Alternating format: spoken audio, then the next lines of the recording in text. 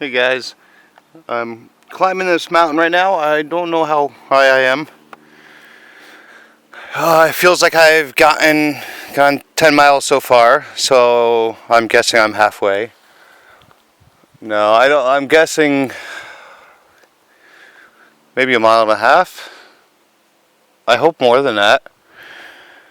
All I know is I'm exhausted, and this is actually a relatively flat area, I guess you could say. It's not too steep.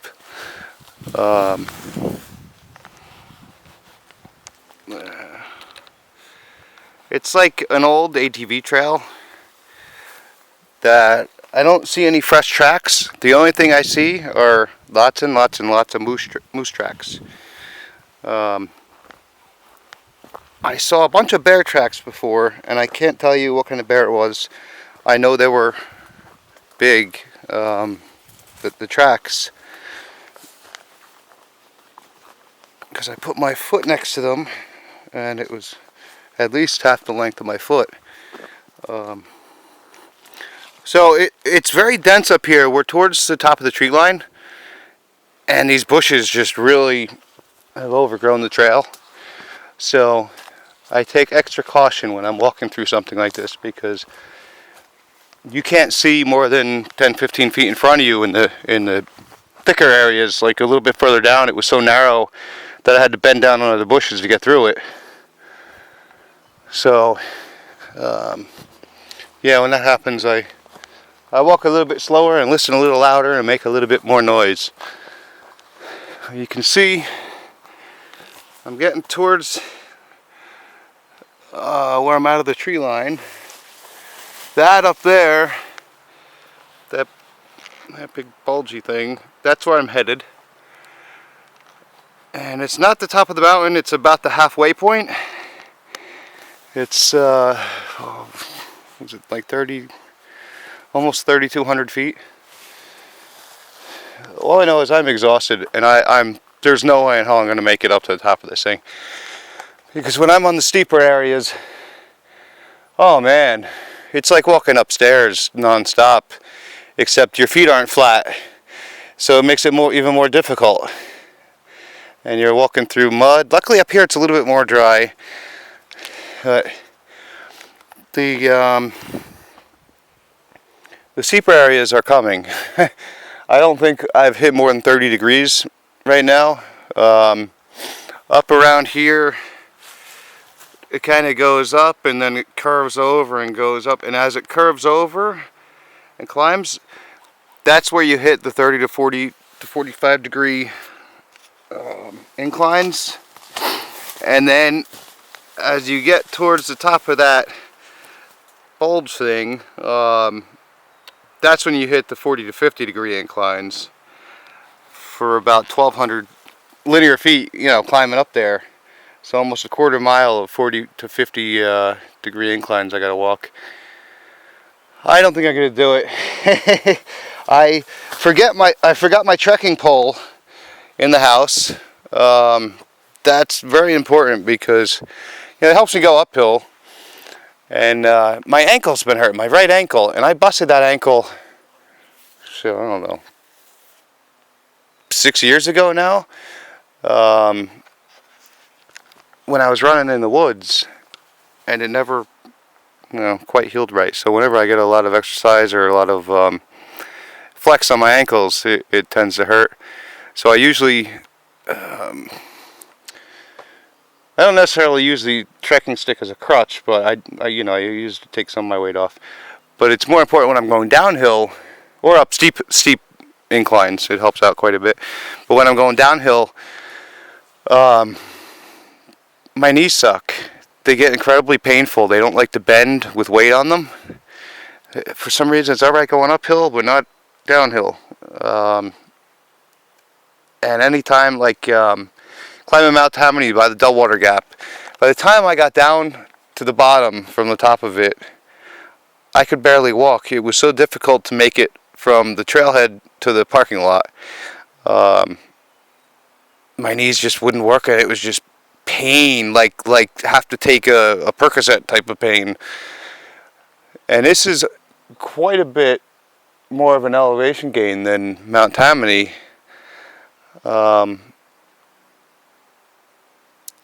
So far, it's not like the red trail going down Mount Tammany is really steep, which is what it's going to be like up there. So, you know, it's going to be 4 times the length of steepness that Mount Tammany was, just, you know, to get up that little part up there.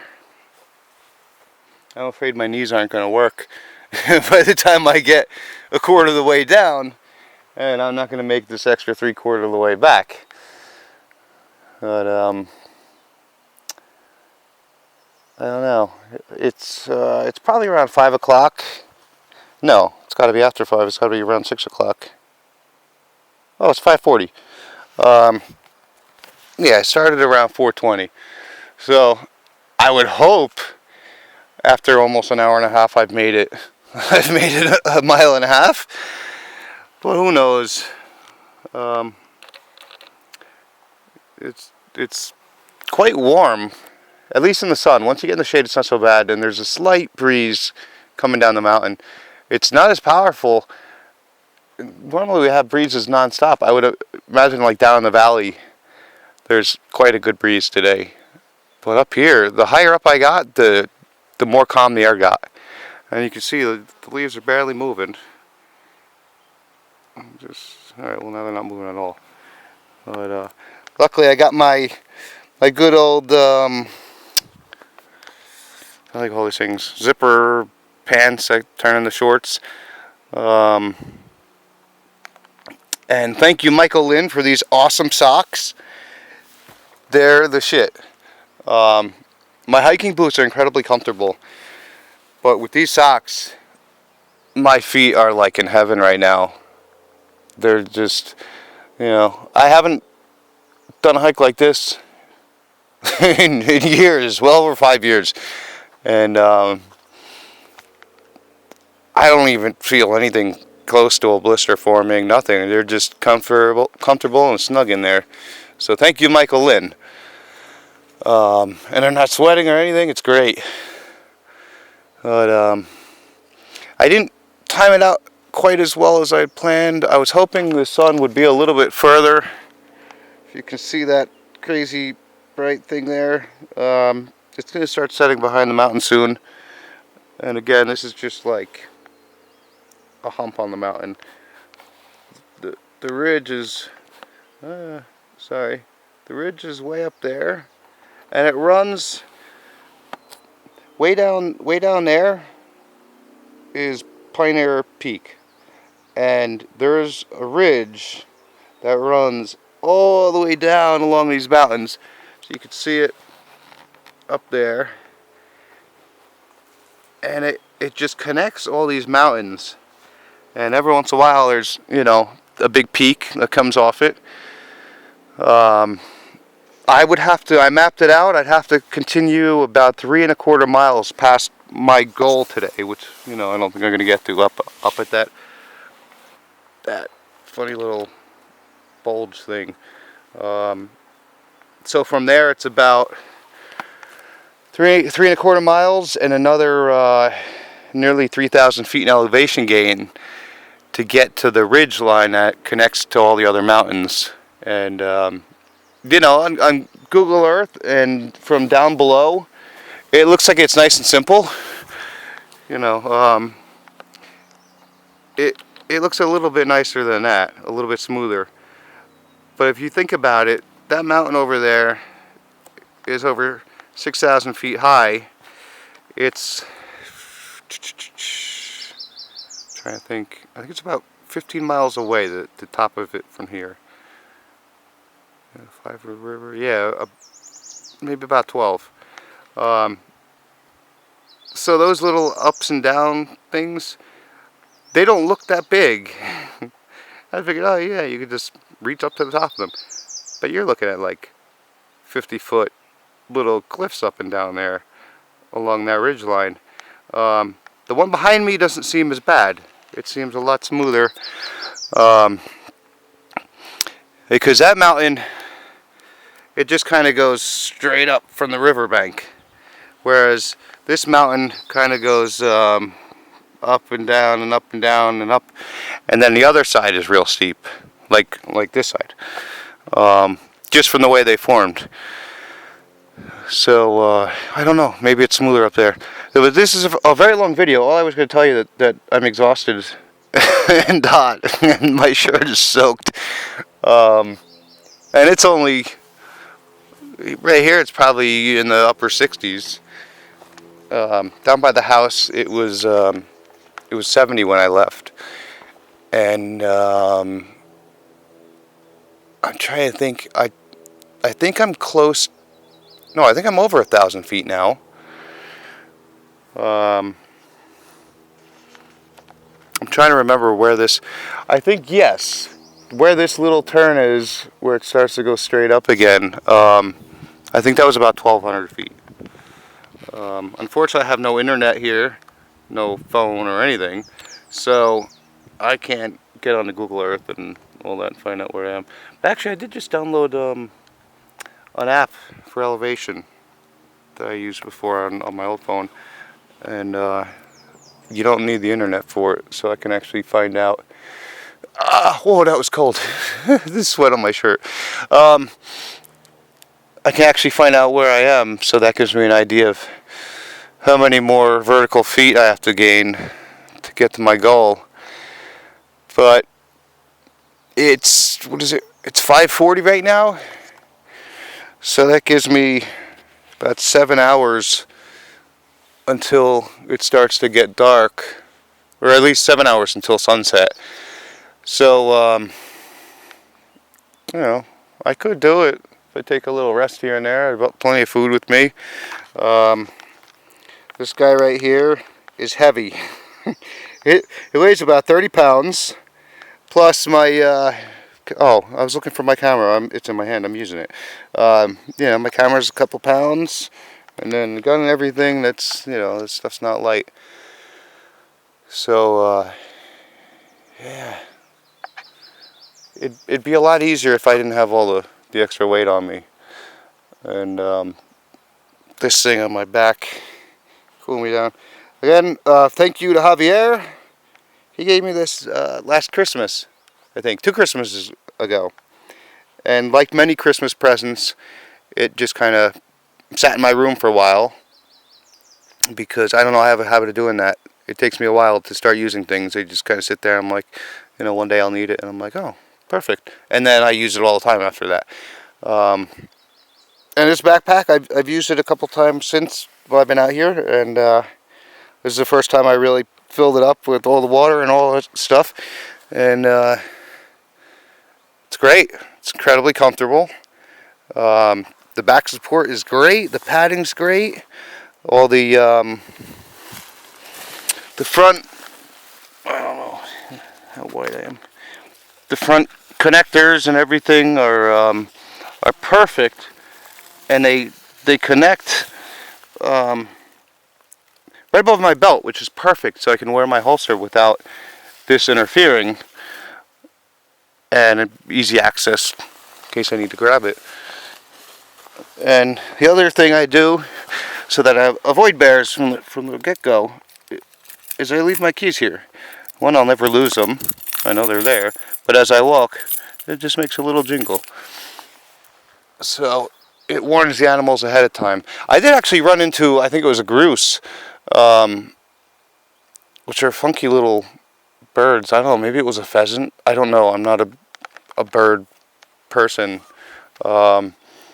And it had a bunch of little chicks. It was like the coolest thing in the world, because they were smaller than mice. And she was on the trail, sitting on them, I guess keeping them warm. They must have just hatched or something. And as I came around the corner, she saw me and jumped up, and all the chicks went flying and rolling down the trail. But, you know, I watch out for them. They blended right in. I could barely see them. But she kept walking up the trail, and the thing is, you know, there's nowhere to really go. The trails are so dense. Or at least back there, it was a little bit. Trying to think. You know, there was no grass in the center. It was mud all the way around. It was in a wetter area, but the sides were steep, and then they had all the grass on them, so she couldn't really go to the side. So as I was walking up the trail, because I want to get to where I want to be, she just kept hopping ahead, and I was probably pissing her off. But she didn't get like, what? I got to get by you, like fly back to your chicks, pick them up. Well, she didn't listen. But eventually she did. She flew up into a little tree along the trail, and I just kind of walked to the side and around her. So that was kind of neat. The chicks were really cool looking. These here are wild roses. These roses are everywhere. They're cool. People make stuff out of them. They make jelly and all kinds of stuff. I'm trying to look for other flowers. There's so many freaking flowers in Alaska, it's ridiculous. Everywhere you go, there's just flowers, flowers, flowers. But of course now I'm looking for them and I can't find any except for those roses. There's these cool things called bluebells. They're pretty neat looking. And tons and tons of dandelions, and they grow really tall, so they kind of look like flowers. They grow up out of the deep grass like this. That's the other thing. In Alaska, there's grass everywhere. Here we are, far, far away from anywhere where people live or anything, and there's just all this grass growing around. Along the roads, everywhere you look, there's this high, tall grass, and it's just everywhere, and it grows great. I don't know what the hell's making that noise. But as I get up the mountain, there's going to be more and more of the grass around, and a lot more ground vegetation. So let me get going. I've gotten some rest. I've cooled down. I can breathe again. So I'm going to throw that pack on and keep going. And maybe I'll find a stick that I can use as a trekking pole for my way down and not get blisters from it, I hope. But alright, I'll see you guys later.